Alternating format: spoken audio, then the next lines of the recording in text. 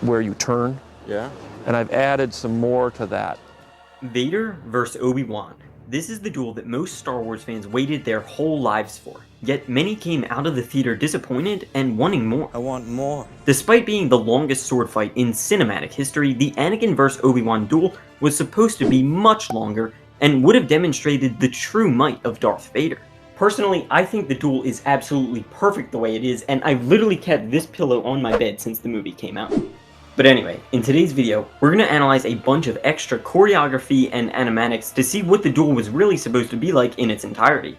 So we start with some test footage featuring Hayden using a much more aggressive force choke, fully lifting this stunt actress into the air, just like Vader does to an Inquisitor in the Kenobi show.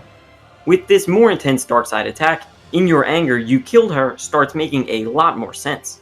So Anakin charges at Obi-Wan, and one of the first things you'll probably notice is that he is fighting with a red lightsaber prop. This is because there was originally a scene in the script where Darth Sidious would give the newly anointed Darth Vader a red kyber crystal. But anyway, let's admire the speed and ferocity of Hayden's lightsaber proficiency. This is clearly choreography that he spent a lot of time learning and perfecting, so I'm surprised we don't see these techniques during the actual duel. Now, in what's basically an animated storyboard with very, very rough, unfinished animation, we see Vader force pushing absolutely anything and everything in his path at Obi-Wan. Personally, this brings me back to original trilogy Vader, when he fought Luke on Cloud City and barraged him with a bunch of hunks of flying metal.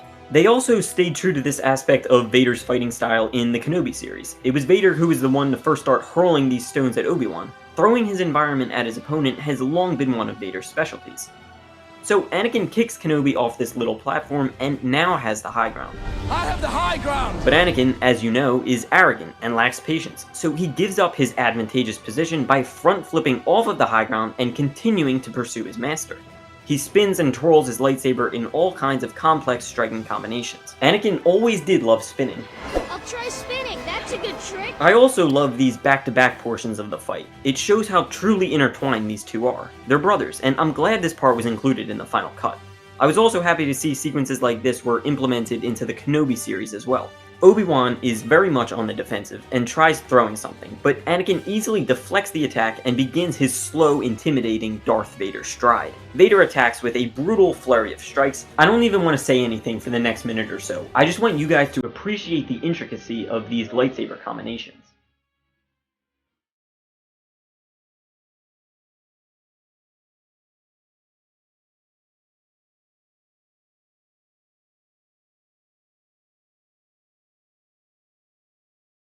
Okay, so now as Anakin and Obi-Wan get inside the room at this table, I want to point out the part of the finished duel where Anakin has Obi-Wan in a choke held down on that conference table.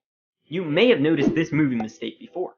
Obi-Wan is holding his own saber, but when the shot changes, he's seen holding Anakin's. This is actually because this footage comes from a deleted sequence where Anakin drops his lightsaber and Obi-Wan retrieves it with the Force. Obi-Wan would then briefly fight against Anakin with both of their sabers.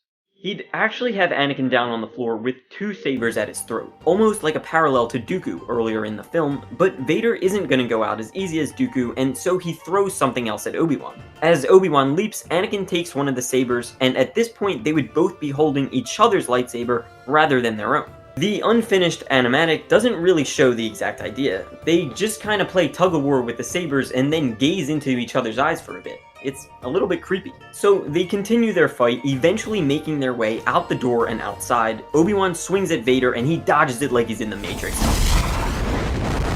He thinks he's Muhammad Ali, just bobbing and weaving. Nothing can hit him. Obi-Wan tries throwing something else, but Anakin just slashes it out of the air and continues bombarding Kenobi with lightsaber attacks. I like the way he spins his lightsaber into the reverse grip. This is the signature fighting style of both of his apprentices, Ahsoka and Starkiller.